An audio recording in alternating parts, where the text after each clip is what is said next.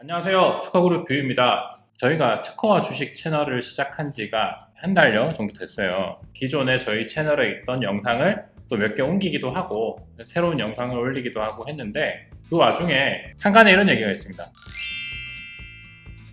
변리사라고 하면 고연봉이고 돈도 잘 버는데 무슨 주식이냐, 무슨 부동산이냐, 또 크게는 웬 재테크냐. 저 같은 경우에는 변리사라고 하는 전문직에 도전하게 된 것도 그 당시에 일반적인 어떤 회사원이나 공무원이나 재테크 같은 거에 너무 스트레스 받으시는 걸 보고 연봉이 높으면 저런 거 신경 안 써도 되겠지 라고 하면서 전문직에 도전한 그런 이유도 있었습니다. 근데 이제 지금 와서 생각해 보니까 그게 아닌 것 같고 투자를 열심히 하고 있죠. 주제가 그래서 네. 왜 변리사도 재테크를 해야 되는 거예요? 변리사님은 왜 주식을 하시는 거죠? 이 주식을 한다는 건 예전엔 이게 약간 뭔가 치부 같은 거라서 가족들도 보고 하면 저는 그런 것도 사실 있었어요. 나의 운영 자금이 얼마나 되는지 아무도 모르고 있어요, 솔직히 말해서. 왜냐면 알았을 때 엄청나게 걱정할 수도 있기 때문에 주식을 하고 있다, 열심히 한다, 뭐 그런 얘기도 사실 안 해요, 저는.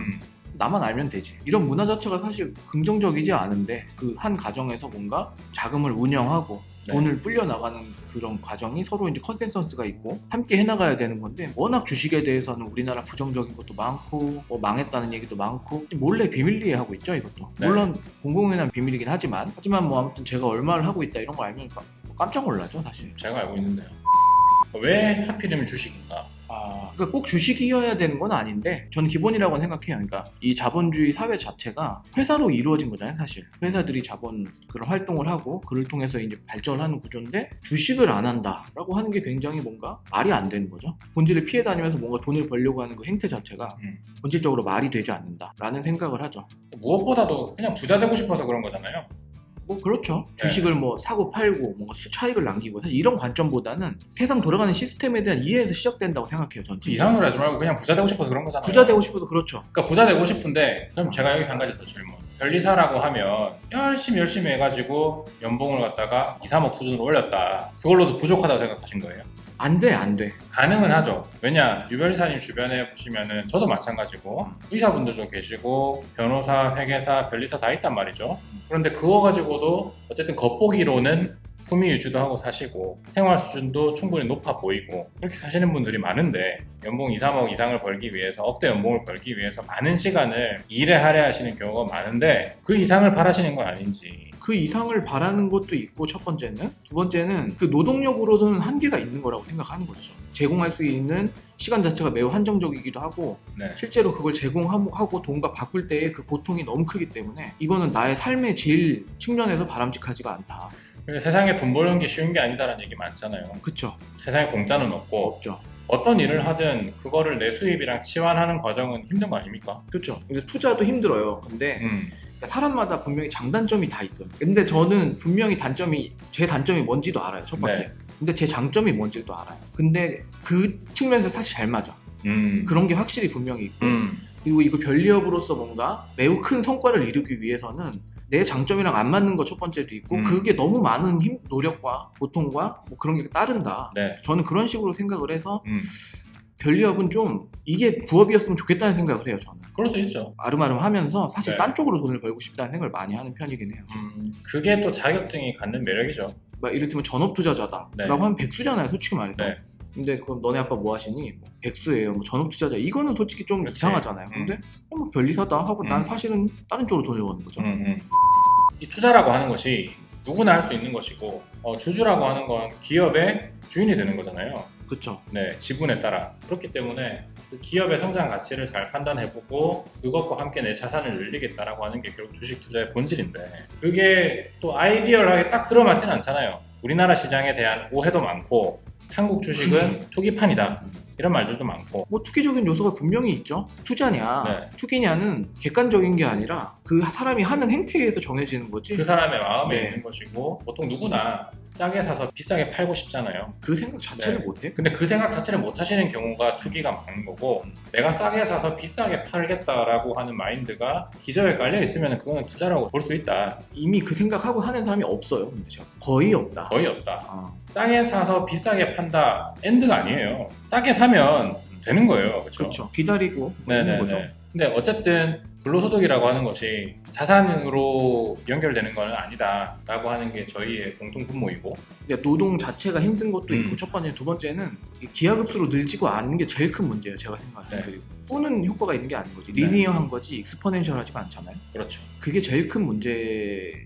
그러니까 결국엔 음. 투자를 하지 않으면 절대로 부를 크게 쌓기는 힘들다. 맞습니다. 이 자산이라고 하는 거를 좀 더 효율적으로 모아가기 위해서 투자를 하고 있는 거고 변명이랄까? 해명을 하자면 해명이라는 돈 욕심이 많다. 사실 저는 이렇게 생각하지 않고 그냥 단순히 돈은 수단이고 그냥 내가 인생을 사는 행복하게 사는 데 있어서 필요한 수단이기 때문에 저는 내가 네. 욕심이 너무 많아서 돈이 너무 많아 갖고 싶어보다는 그냥 돈 걱정을 하고 싶지 않은 거예요. 이 돈이 없음으로 인해서 뭔가 고통받고 있는 그런 상황을 제거하고 싶은 거지 사실은 돈에 미친놈 솔직히 그런 건 아니거든요. 그럼 변리사가 왜 투자를 하나? 변리사는 과연 투자에 적합한 전문가인가? 왜냐? 우리가 지금 특허와 주식이라는 채널을 하고 있기 때문에 그거에 대해서 혹시 생각해 보신 적이 있는지? 조금 있고 거의 없다. 거의 없다. 네. 그러니까 왜냐면 우리는 어쨌든 특허적인 측면에서 접근을 할 수 있으니까 그런 네. 메리트는 있는 것 같은데 네네네. 투자에 할 때 그걸 어느 정도 고려하느냐 뭐 그 차이는 있을 수 있겠죠. 변리사라고 하더라도 그걸 고려할 수도 있고 또 어떤 사람은 또 고려하지 않을 수도 있고 변리사가 아니라도 뭐 그럴 수 있는 거니까 대신 뭐 어쨌든 그런 측면에서 정보에 대한 접근은 쉽죠. 근데 회계사가 그때 어제도 얘기한 것처럼 회계사가 과연 재무 정보에 대해서 좀 더 능력이 있는데 과연 네. 투자할 때 어느 정도나 메리트가 있겠느냐 이거랑 좀 비슷하지 않을까요? 저도 그렇게 생각해요. 그러니까 제가 이 질문을 드린 이유도 일반적인 생각은 그거예요. 아, 회계사면은 주식 잘하겠구나. 재무제표를 잘 볼 줄 아니까 그렇게 생각을 하는데 변리사가 뭔 주식이냐 이렇게 생각할 수도 있어요. 회계사가 솔직히 말해서 제 주변에도 많지만 회계사가 주식해서 잘 됐다는 케이스도 많지 않거든요.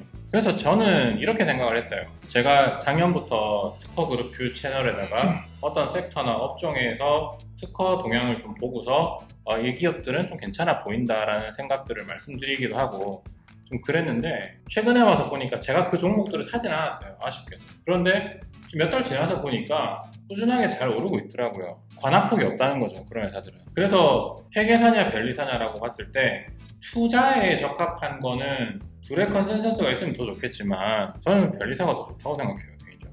근데 오히려 기술 전문가잖아요. 보이는 게 기술 전문가잖아. 변리사는.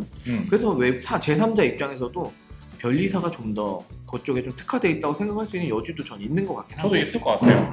최근에요, 많지는 않지만 많은 사례는 아니지만 은행권에서도 변리사 채용을 굉장히 늘려가고 있고요. 특히나 벤처캐피탈 같은 데서도 그렇죠. 변리사 수요가 높아지고 있어요. 그렇죠. 더 직접적으로는 증권사의 심사역들 있죠. 거기에도 변리사들이 진출해가고 있습니다. 그 이유가 뭔가 생각을 해봤는데 특허의 사이클이라고 하는 거. 그러니까 특허가 출원되고 나면 20년 동안 소속이 되는데 일반적으로 그게 언제 사업화되는지 아세요? 출원하고 나서 언제쯤에 사업화되는지 아세요? 10년.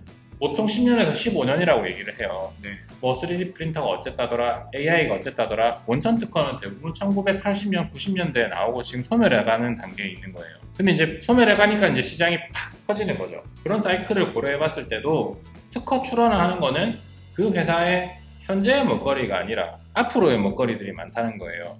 그런 관점에서 특허는 누구나 검색을 해볼 수 있지만 조금 더 쉽고 유의미한 통계 분석을 할 수 있는 사람들이 변리사라는 거죠. 그래서 앞으로의 먹거리를 보고 투자를 한다의 관점에서는 변리사가 좀 더 적합한 게 아닌가. 그러니까 회계사들은 이미 그 해에 벌어놓은 것들을 정리를 하는 사람들이죠.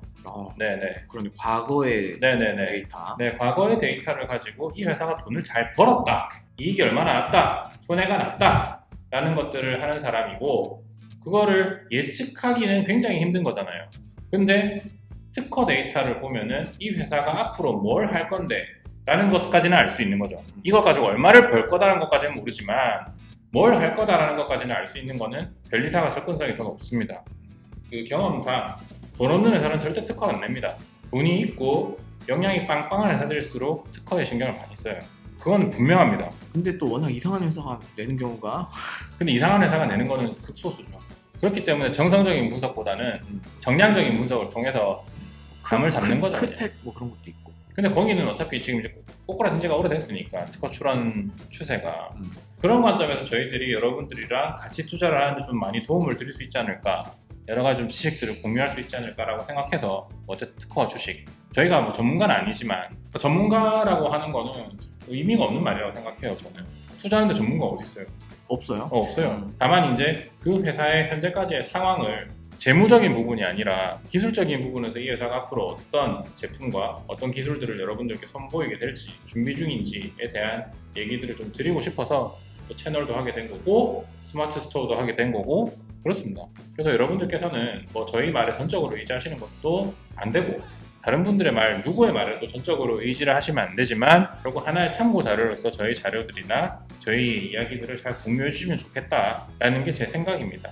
믿어달라고 말한다고 믿으면 사실 흑우잖아요. 네네네. 믿을 만한 뭔가를 보여줘야 사실 될 수밖에 없기 때문에 네네네. 보여줄 수 있는 게 우리가 아무튼 말로써 뭔가 통찰력을 보여준다거나 네네네. 계좌 까고 보여주는 건 사실 그거밖에 없어요. 그렇죠. 뭐 사기꾼처럼 볼 수도 있겠지만 저희는 절대 그런 것도 안 할 거고 특정 종목을 추천하는 것도 절대로 안 할 거예요. 종목 추천은 어차피 네. 불가능한 거예요. 네, 저는 불가능한 불가능하다고 영역이라서. 생각해서. 네네. 그래서 하여튼 투자라고 하는 것도 쉬운 게 아닙니다. 저희들도 종목을 찾기 위해서 수시간, 수일 조사를 하기도 합니다. 유의미한 내용이 있다면 앞으로도 영상을 통해서 지속적으로 공유를 드릴 거고요.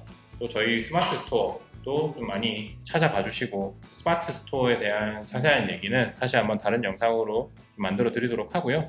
여기까지 정리하도록 하겠습니다. 네, 다음에 또 다른 영상으로 인사드리겠습니다. 감사합니다.